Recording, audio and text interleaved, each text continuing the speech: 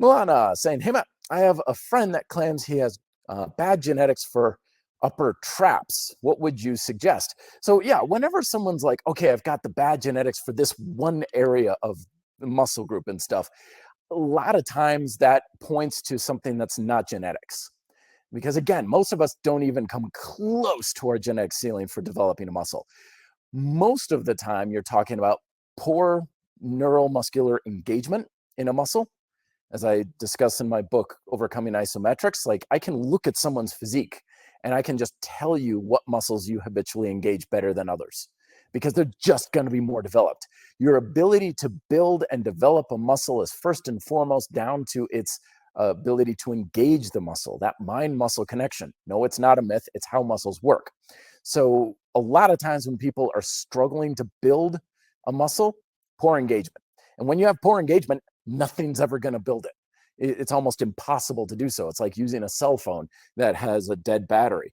You can push all the buttons, you can touch on the screen all you like, but you're like, it doesn't work. Nothing I'm doing works. Like, yeah, dude, it's got a dead battery.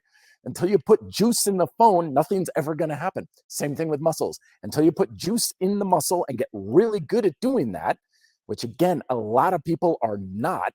A lot of people are actually, especially with back muscles like the upper traps, are frankly terrible at it because we do this all day and we're not working on that engagement.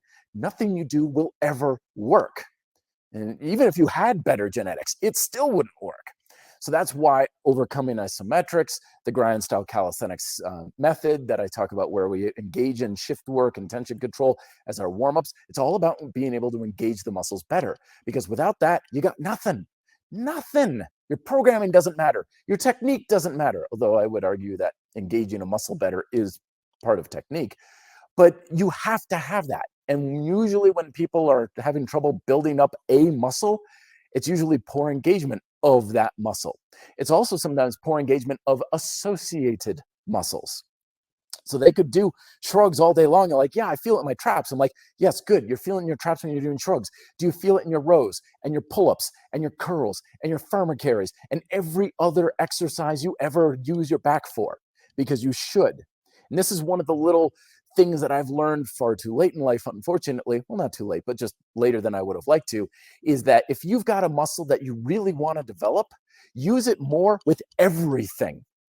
Everything you do should. So you can have bicep curls. Great. Awesome. That certainly can be very good. Suspension bicep curls, very effective. Great. But if you really want to build up your biceps, use them with anything you're pulling more. Rows should be working your biceps. Pull-ups should be working your biceps. Any kind of carries, front lever, carrying the groceries, opening a door. You should be using your biceps more with everything. That's how you really get a muscle to build up. It can also just simply be a willingness to push the muscles too. Many times people will say, yeah, I push to the limit. I'm like, I guarantee you that's not your limit. Like a lot of us just never learn how to really push our bodies very, very hard or even hard enough to really get what we want out of it. And that's one of those things you just have to learn it the hard way.